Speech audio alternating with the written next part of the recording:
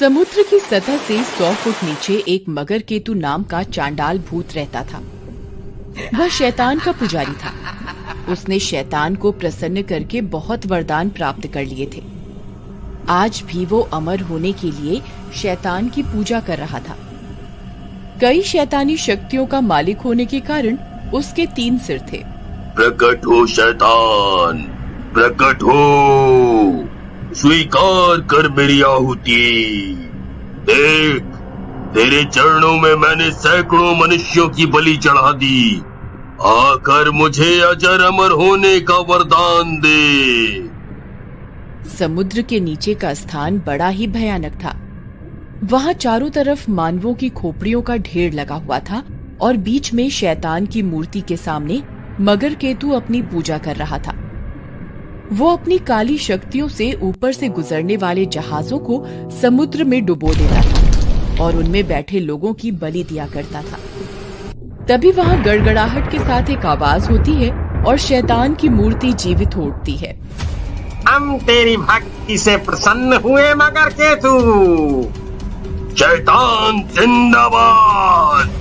तो मेरी भी इच्छा पूर्ण करो स्वामी। मुझे अजर अमर होने का वरदान दो। ठहर जा वत्स, हम बस तेरी भक्ति से प्रसन्न हुए हैं। अभी तेरी आहुतियों से संतुष्ट नहीं हुए हैं। तुझे अमरता का वरदान तभी मिल पाएगा जब तू किसी जलपरी की आहुति हमें देगा। ठीक है स्वामी, मैं अतिशीघ्र जल परी की व्यवस्था करता हूँ। मगर ध्यान रहे, अगर तू मुझे आहुति देने में विफल रहता है तो तुझे अगली बार 11 जल परियों की आहुति देनी होगी। अब जा। उस स्थान से कुछ ही दूरी पर जल परियों की नगरी थी जिसका नाम स्वर्ण नगरी था। स्वर्ण नगरी के राजकुमार का नाम धनंजय और उसकी पत्नी थी अक्षरा। अक्षरा गर्भ से थी। उसे 9वां महीना चल रहा था। राजकुमार धनंजय के पिता राज्यवर्धन का कुछ समय पूर्व ही देहांत हुआ था। इससे इकलौता वारिस होने के कारण राज्य का सारा कार्यभार राजकुमार के युवा कंधों पर आ गया था। चलिए स्वर्ण नगरी की नई महारानी, आज हम आपको सैर पर लेकर चलेंगे। अरे वाह, आज बड़ी जल्दी फुर्सत पा गए। हाँ, बस आज सोचा है कि कुछ पल आपके साथ बिताएं। आखिर आप हमें इस राज्य का वारिस जो देने वाली हैं। फिर दोनों सैर पर निकलते हैं। आज राजकुमार ने अपने अंगरक्षकों को भी साथ नहीं लिया था। देखना रानी, हमारा होने वाला पुत्र सिर्फ स्वर्ण नगरी में ही नहीं, आसपास के सारे राज्यों में हमारा नाम रोशन करेगा। हम उसके प्रशिक्षण और शिक्षा दीक्षा के लिए संसार के श्रेष्ठ गुरुओं को नियुक्त करेंगे। और अगर बेटी हुई तो फिर उसकी शिक्षा दीक्षा का भार आप ही संभालिएगा और उसे अपनी तरह ही सुंदर और सर्वगुण संपन्न बनाइएगा। तभी वहाँ एक भयंकर आवाज गूंजती है। तू अब कभी अपने बच्चे का मुंह नहीं देख पाएगा राजन, क्योंकि अब तेरी रानी और उसके गर्भ में पल रहे शिशु के नर्म नर्म मांस की आहुति मैं शैतान को दूंगा। उसने राजकुमार रानी पर शक्ति प्रहार किया। वे दोनों उस शक्ति प्रहार से दूर तक उछल गए। धनंजय फिर जल्दी ही संभला और सावधानी से मगर केतु से युद्ध करने लगा। मुझ पर वार करके तू अपनी शक्ति व्यर्थ कर रहा है राजकुमार। देख, तेरे हर वार को मैं इतनी आसानी से काट दे रहा हूँ। धनंजय की शक्ति सचमुच जवाब दे रही थी। ऊपर से उसे रानी की चिंता भी सता रही थी। आखिरकार उसने अपने गुरु सोमदेव के द्वारा दी गई अमोघ शक्ति का प्रयोग किया। ले दोस्त, अब मजा चख। ये शक्ति तुझे मारेगी तो नहीं, अपितु तुझे हमेशा हमेशा के लिए इस चट्टान में कैद कर देगी। मगर केतु के मुंह से भयानक चीख निकलती है, लेकिन चट्टान में कैद होते होते भी वो अपनी शक्ति का एक भयानक वार जलपरियों की रानी अक्षरा पर कर देता है। रानी अक्षरा बुरी तरह से घायल हो जाती है। अक्षरा का सारा शरीर छलनी हो गया था। उसके मुख से अंतिम शब्द फूटे, मैं वापस आऊंगी मगर केतु, तेरा काल बनकर। मेरा सिर्फ शरीर खत्म हुआ है, मगर मेरी आत्मा तुझसे बदला लिए बिना वापस नहीं जाएगी। धनंजय उसे लेकर जल्दी से स्वर्ण नगरी के राजवैद्य के पास जाता है। स्थिति गंभीर है राजन, महारानी को काफी चोटें आई हैं।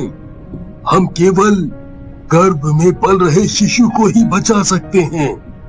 धनंजय की पत्नी उससे हमेशा के लिए जुदा हो गई। मरते मरते उसने एक कन्या को जन्म दिया। दासियों ने उस कन्या को धनंजय को दिखाया, मगर ना जाने क्यों धनंजय को उस अबोध बालिका से घृणा होने लगी। उसने उसे महल के दास दासियों और दाइयों की देखभाल में छोड़ दिया। वाह, कितनी सुंदर है।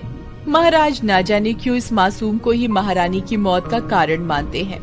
खैर कोई नहीं, अब से हम इसका लालन पालन करेंगे। मगर हम इसका नाम क्या रखेंगे? अगर रानी जलपरी होती तो वो जरूर इसका कोई प्यारा सा नाम रखती। क्यों ना हम इसका नाम रानी जलपरी के नाम पर ही रखें, अक्षरा। हाँ, ये सही रहेगा। और इस तरह छोटी राजकुमारी का नामकरण हो गया। धीरे धीरे 18 वर्ष बीत गए। छोटी राजकुमारी अक्षरा दास दासियों के बीच ही रहकर पली थी। वो सर्वगुण संपन्न थी। वो अकेली ही 10 लड़कों के बराबर गुणी थी। उसमें वो सारे गुण थे जो धनंजय अपने बेटे में चाहता था, मगर फिर भी वो राजकुमारी को कभी भी प्यार नहीं दे पाया। आज अक्षरा का 18वां जन्मदिन था। जन्मदिन मुबारक हो छोटी राजकुमारी। आपके पिता ने आपके लिए ये तोहफे भिजवाए हैं। क्या पिताजी आज भी मुझसे मिलने नहीं आएंगे? आप तो जानती ही हैं छोटी राजकुमारी जी की। इसके बाद वो कुछ नहीं बोल पाया, क्योंकि तभी वहाँ समुद्र तल में एक भयानक भूकंप आया। उस भूकंप से वो चट्टान टूट गई थी जिसमें मगर केतु कैद था। उफ, ना जाने कितने वर्षों तक मैं कैद रहा। इस चट्टान में कैद होने से मेरी आहुति खंडित हो गई। अब मुझे 11 जलपरियों की आहुति देनी होगी। मुझे जल्दी से स्वर्ण नगरी में प्रवेश करना चाहिए। लेकिन जैसे ही उसने स्वर्ण नगरी में प्रवेश करने की कोशिश की, उसे एक तेज झटका लगा। लगता है स्वर्ण नगरी वालों ने अपने राज्य की सीमा को मंत्र बाधित कर दिया है। मैं इसमें प्रवेश नहीं कर सकता। कुरूपा प्रकट हो। उसी पल एक भयानक चुड़ैल वहां प्रकट होती है।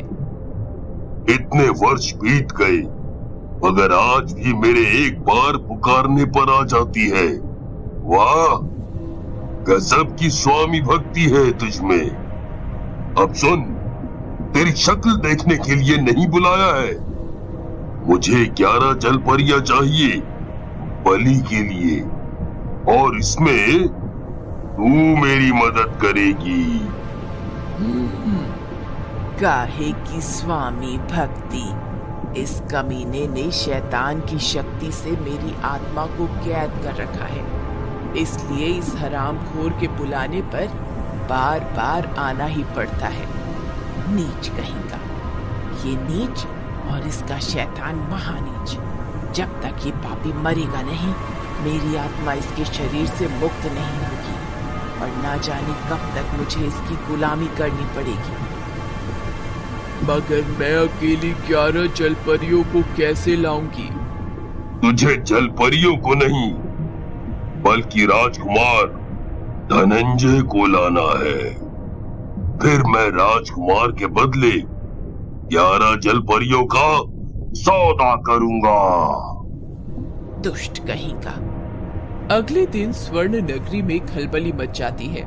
राजकुमार धनंजय अपने कक्ष से गायब था और उसकी जगह वहां मगर केतु का फरमान मिलता है। अगर राजकुमार का जीवन बचाना है तो आज मध्यरात्रि से पूर्व 11 जलपरियों को मेरे स्थान पर भेज दो, अन्यथा राजकुमार का क्या हश्र होगा ये मुझे बताने की जरूरत नहीं है। मगर केतु का फरमान अक्षरा को मिलता है। जाएंगी, 11 जलपरियां जरूर जाएंगी, मगर वही जलपरियां जिन्होंने मेरे साथ युद्ध का प्रशिक्षण लिया है, उनकी अगुवाई मैं करूंगी और बिना किसी की जान गंवाए मैं पिताजी को लेकर आऊंगी। इसके बाद अक्षरा 11 जलपरियों के साथ जाने के लिए तैयार हो जाती है। तभी वहां एक तेज प्रकाश उत्पन्न होता है और वो प्रकाश धीरे धीरे एक स्त्री की आकृति में बदल जाता है। कौन हो तुम? मैं तुम्हारी माँ हूँ, जिसने तुम्हें जन्म दिया था, जिसके नाम पर तुम्हारा नामकरण हुआ है। माँ, आज इतने वर्षों बाद आप कहाँ चली गई थी माँ, मुझे बेसहारा छोड़कर? रो मत मेरी बच्ची, मैं तो हमेशा तेरे साथ हूँ और आज इस लड़ाई में भी मैं तेरा साथ देने ही आई हूँ। मैं तेरे चारों ओर शक्ति का एक ऐसा कवच बना दूंगी जो तुझे उस शैतान के वार से बचाएगा। अब चल बेटी। देख मगर केतु, तेरे कहे अनुसार मैं 11 जलपरियों को ले आई। कहाँ है तू? आज एक स्त्री तेरे बाहुबल को चुनौती दे रही है। मगर केतु ताव में आ गया और उछल कर अक्षरा पर प्रहार करने लगा। अक्षरा बड़ी फुर्ती से उसके सारे वारों को काट देती थी। गजब की फुर्ती है इसमें, कहीं ये नहीं, ऐसा नहीं हो सकता। मगर केतु के सारे वार खाली जा रहे थे, वो अब हिम्मत हार रहा था। हे शैतान देव, अरे कुरूपा, मेरी मदद करो।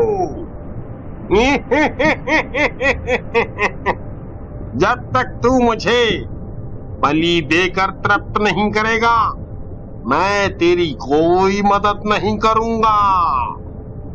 ओफ, मैं भी कितना पागल था जो जीवन भर तेरे जैसे घटिया शैतान की पूजा करता रहा।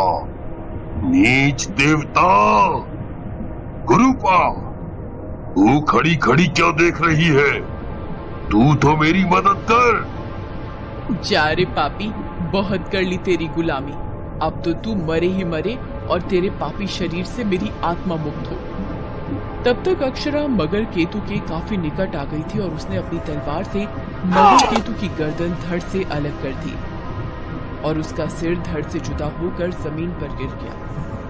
मगर केतु का सर कटते ही वहां एक आवाज गूंजी। देखा मगर केतु, आखिर मेरा बदला पूरा हुआ। मैंने कहा था ना, मैं वापस आऊंगी। आज मैंने अपनी बेटी के साथ मिलकर तेरा अंत कर ही दिया। अब जाकर मेरी आत्मा को शांति मिलेगी और मैं इस संसार से मुक्त हो जाऊंगी। इसके बाद बड़ी राजकुमारी अक्षरा की आत्मा गायब हो जाती है। अक्षरा। तब तक बाकी जलपरियों ने राजकुमार धनंजय को भी आजाद कर दिया था और वो भी वहां पहुंच गए थे। ये कैसे हो सकता है? मेरी मृत्यु तो तुम्हारी संतान के हाथों होनी थी धनंजय, और मैंने तो सुना था कि तुम्हारा कोई बेटा नहीं है। हाँ, मेरा कोई बेटा नहीं है, मगर भगवान ने मुझे 100 बेटों के बराबर एक बेटी दी है। मुझे गर्व है अपनी बेटी पर। जो काम 100 पुरुष मिलकर नहीं कर सकते थे, वो इसने अकेले कर दिखाया है। अक्षरा की आंखों में आंसू आ गए। उसने बस इतना ही कहा, पिताजी। हाँ मेरी बच्ची, मुझे माफ कर दे और आ, अपने पिता के सीने से लग जा। इसके बाद मगर केतु के प्राण निकल जाते हैं और उसके शरीर से कुरूपा चुड़ैल की आत्मा भी मुक्त हो